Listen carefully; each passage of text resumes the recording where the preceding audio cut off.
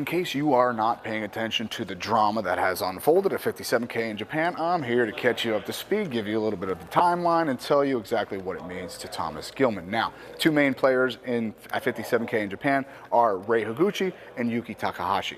Now, you might know Higuchi from silvering at the 2016 Olympics in Rio, and Takahashi beat Thomas Gilman in the 2017 World Finals in Paris. So, let's go into the Wayback Machine. I want you to bring yourself back to 2019 in December, before the world got turned upside down. Rei Higuchi, at that point, wins Japanese Nationals, is named the guy. Now, as we know, COVID hit and everything got turned upside down. And so in 2020, in December, they have another tournament. Higuchi loses in the semis. Takahashi winds up going into the finals and winning against the guy that beat Higuchi. So he's the guy, right? No. They still say Higuchi's the guy. So then fast forward a little bit longer to the Asian qualifier. Higuchi goes, doesn't make weight. He's 0.1 kilo over, and that's not good. So now they come back to Japan, they kind of reconvene, and then they go, okay, well, we're going to send Takahashi to the last chance qualifier, the world last chance qualifier for the Olympics. He goes out there, smokes everybody, qualifies the weight for his country. So his country says, hold on a second, let's give him a special wrestle-off. And they give him that wrestle-off. Now, the wrestle-off happened Friday night. It wasn't without its own drama, okay? Higuchi was down on criteria. Nope, check that. Takahashi was down on criteria, and then we had a little bit of this. So check this out, right? So, single leg. Now, hovering over the line doesn't mean that you're out of bounds yet, correct? But I will say this. When you touch out of bounds, generally, now everyone knows that there is continuation, right? But generally, you can't start an action out of bounds and then bring it back in, generally, okay? Now, there are exceptions to that rule, and apparently this is one of them.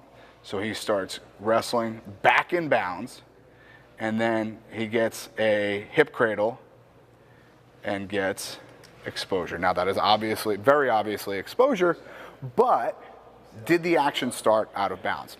I think so. Doesn't matter. He goes on to win 4-2, and now Takahashi is the guy, right? So, okay, what does that mean to Thomas Gilman? Thomas Gilman wrestled him in the World Championship Finals in 2017. We're going to take a look at one of the clips, and I just want you to understand what Takahashi does that makes him so incredible at getting an angle, right? Defensively, he's probably the fastest guy I've seen to an angle in a very, very long time. Check this out, right? So we're going to the Paris World Championships. Now, let's take this one back, okay?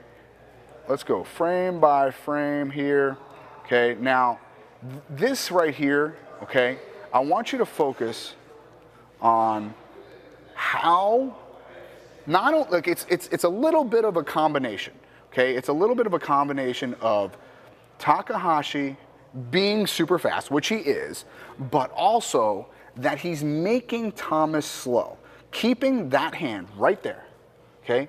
His right hand just stays on Thomas's head. Now, what does that mean? That means that he is making Thomas just a little bit slower. He's making him carry just a little bit of weight on that shoulder and on that head. And now, watch how quickly he goes to that angle. Okay? Now, again, let's watch it one more time. Okay? Comes back, Thomas's shot. Okay? And I'm going to play it in full speed just so you kind of get the effect here, okay? Watch how quickly he gets to an angle. And I'm going to be honest with you, that's not even the fastest I've ever seen him do it. Just kind of, it's the best example I can find of him not just being fast, but also making the other person slow. So long story short, 57K is deep around the world. There's no question about it. Thomas has his hands full, okay? But Higuchi losing to Takahashi just made things a little bit more interesting.